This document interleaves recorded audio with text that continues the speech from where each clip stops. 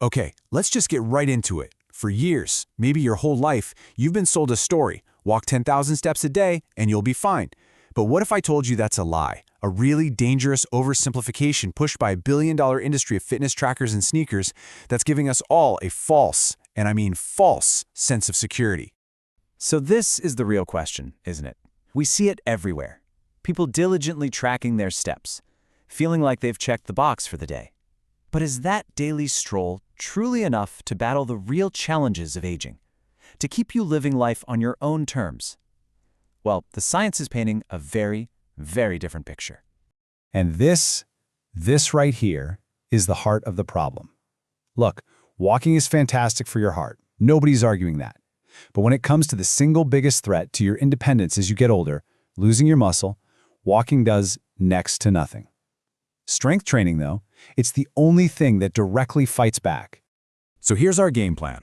We're going to start by tearing down that 10,000-step lie and introduce you to the real threat you should be focused on. Then we'll count down 5 surgeon-approved movements that will build a real foundation for a long, strong, and independent life. Okay, let's talk about the real enemy here. It is not a lack of steps. It's a condition that surgeons like me see every single day. It's a silent thief that literally steals people's strength and their freedom right out from under them. The medical name for it is sarcopenia. And put simply, it just means your muscle is quietly vanishing year after year. It's why jars get harder to open, stairs suddenly feel like a mountain, and getting out of a low chair becomes, well, a whole strategy session. It is the #1 reason people lose their independence. Now, if you want something that's truly terrifying, look at this. A major study found that your ability to simply stand up from a chair without using your hands is a direct predictor of how long you're going to live. People who can't do it have a 5 to 6 times higher risk of dying early. And you know what? Your daily step count makes 0 difference. This is the test that matters. So, how do we fight back? We start from the ground up. We're going to build your foundation with 2 incredibly simple but powerful movements you can do sitting right where you are. Coming in at number 5, seated calf raises. Now this is about way more than just toning your calves. Your calf muscles act as a venous pump. Think of them as a second heart, literally squeezing blood from your lower legs back up to your chest against gravity. As we age, that pump gets weak, and that's why we see swelling. Get this, a 2021 study showed this one move improved blood return by an incredible 41%. And it couldn't be easier. Just sit up tall, lift your heels as high as they can possibly go, and then really squeeze those calf muscles for a good 2 seconds at the very top. Then control it on the way down. That squeeze and that slow control are everything here. All right, at number 4, we have seated knee extensions. Your quadriceps, those big muscles on the front of your thighs, are basically your body's natural knee braces. They power you upstairs, they get you out of the car. And this University of Vermont study, it's a huge warning. If you ignore these muscles, you could lose 16% of your thigh mass in just 5 years. This exercise literally stops that decay cold. So for this one, sit tall with your back supported. Kick one leg straight out, but here's the magic part. Squeeze that thigh muscle as hard as you can for 3 full seconds. Then, and this is so important, fight gravity all the way down. Take a full 4 seconds to lower your leg. That slow negative part, that's where the muscle gets built. Okay, moving on. We're not just restoring strength now. We're talking about power and posture. 2 critical things that walking, you guessed it, does very little to improve. Number 3, seated hip marches. You know that senior shuffle when you see someone barely lifting their feet off the ground? That's a huge red flag for weak hip flexors. These deep core muscles are what lift your knee every time you take a step. And the Mayo Clinic confirmed that weakness here is one of the top predictors of a bad fall. Because if you can't lift your feet, you're going to trip. It's that simple.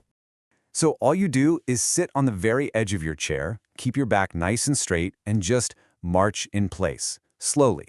Lift each knee up as high as you can, hold it there for a couple seconds, and then lower it with total control. You're literally retraining your body to walk with confidence. And now for number 2, seated rows. This one is so critical because it fights that forward hunched over posture, a condition that walking can actually make worse. Think about it. Walking is all forward motion. We desperately need a pulling motion to counteract all that. This strengthens your upper back, it pulls your shoulders into alignment, and studies show it can literally improve that curve. All you need is a simple resistance band. Loop it around your feet, sit up tall, and pull your elbows straight back. I want you to imagine you're trying to pinch a pencil right between your shoulder blades. Hold that squeeze for 2 seconds and then slowly release. You are actively pulling your body back into a strong, healthy posture. And that brings us to number 1. And I'm not exaggerating when I say this. This is more than an exercise. This is the single most important physical skill you need to have for a long, independent life. Period. I absolutely love this quote because it just nails it. This isn't about getting buff. This is a real-time, in-the-moment test of your ability to function in the world. It is a direct measure of your resilience. The number 1 move is the sit-to-stand squat. And why is it number 1? Because it is the absolute essence of functional strength. It uses every single major muscle in your lower body and your core to do something you do dozens of times a day. And the proof? It's just undeniable. A brand new Harvard study found that mastering this one move slashes your risk of future disability by a staggering 78%. Now here's how to do it perfectly. Sit on the edge of a sturdy chair. Cross your arms over your chest. That's the rule. No cheating by pushing on your legs. Then you lean forward, drive through your heels, and stand up. But the most important part is the descent. Lower yourself with extreme control. Take 4 full seconds until you just barely graze the chair, then power right back up. So, there you have it. This isn't just some random list of exercises. This is a blueprint. It's an actionable plan you can use to fight back against sarcopenia and build a truly resilient body for all the decades to come. But wait, there is one last crucial piece of this puzzle. You can do all these exercises perfectly, but if you don't give your body the raw materials, the building blocks, it can't build new muscle. See, as we age, our bodies develop something called anabolic resistance. It's a fancy way of saying we just need more protein to kickstart muscle growth than we did when we were younger. So the rule of thumb is this. Aim for about 0.7 grams of protein per pound of your ideal body weight every single day. So let's recap this whole thing really quick. We've got calf raises for circulation, we've got knee extensions for leg strength, hip marches to prevent falls, seated rows for your posture, and the king of them all, the sit-to-stand squat for total independence. Every single one of these targets a specific weakness that walking just can't touch. I want to leave you with this one last thought. Aging is not your fate. It's not something that just happens to you. It is the direct result of the signals you send your body every day. Walking is a good signal, but it's not a strong signal. These exercises, they are powerful signals. So my question to you is, which one are you going to do right now to send your body that signal of strength?